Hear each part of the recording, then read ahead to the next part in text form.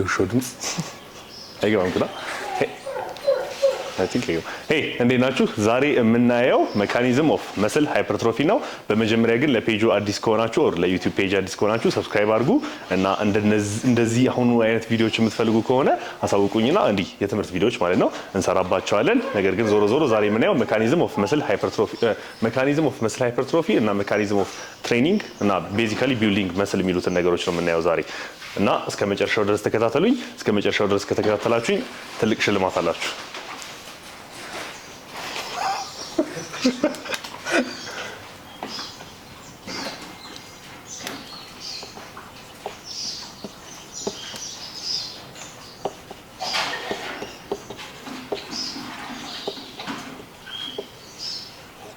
ሃይፐርትሮፊ አጻጻፉ ልክ ላልሆን ይችላል። እዛው እናንተ ጽፉ አስተካክሉት። ትሮፊ የጻፍኩት ግን ትሮፊ አይደለም TROPY ብቻ ነው። እዚሁ አስተካክሉ። እሺ ሜካኒዝም ኦፍ መስል ሃይፐርትሮፊ ላይ መጀመሪያ መስል እንዴት እንደሚገነባ አይ ቲንክ ሁላችንም እናውቃለን። መስል የሚገነባው ስሩ ኮንስታንት ቴንሽን እና ኤክስቴንሽን ነው። ያ ማለት ኮንሰንትሬሽን ሲኖርና ስትሬች ሲያደርግ መስላችሁ ይገነባል ኦር የጡንቻችሁ ይሰራል፣ የማደግ እድል ኦር የማደግ ፕሮባቢሊቲ ይኖራል ማለት ነው። ነገር ግን የማናውቃቸውና እዚህ ስር ያሉ ብዙ የተለያዩ ቲዮሪዎች አሉ። ለምሳሌ አንደኛው ኢዝ አዳፕቲቭ ሬዚስታንስ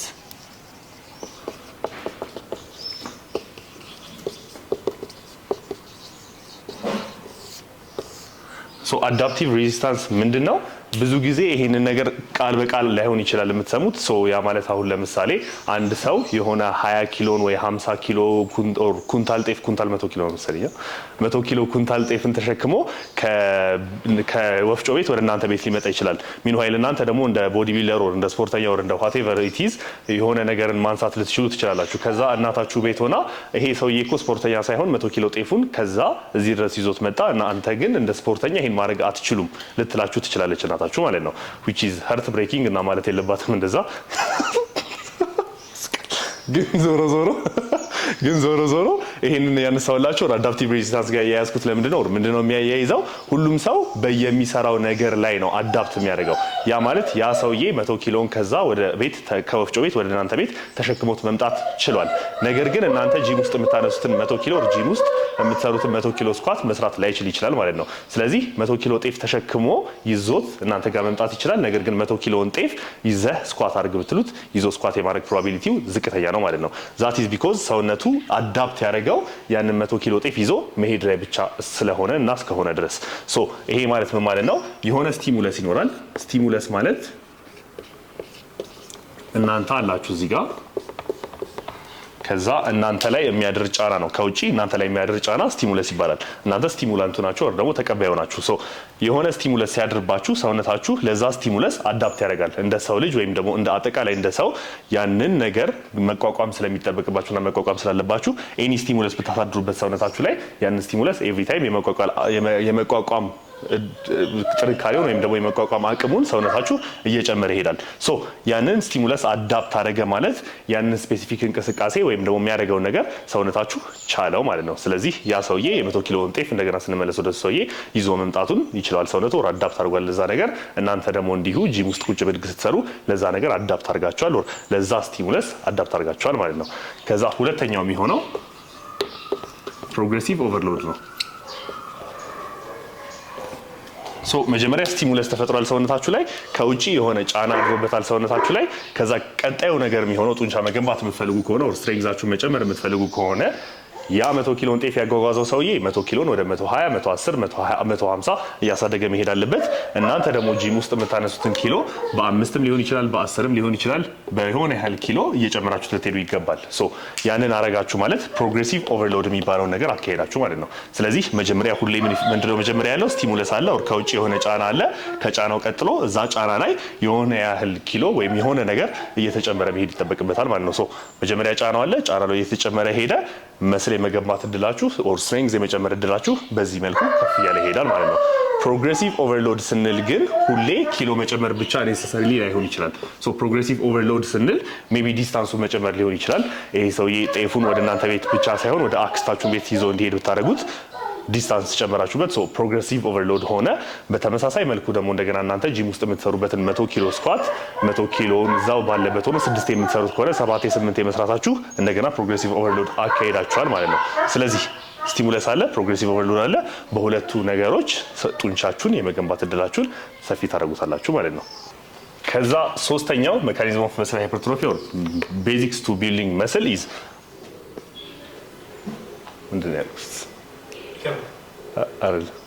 ሪከቨሪ ነው። ሶስተኛ ሪከቨሪ። ኦኬ ሪከቨሪ።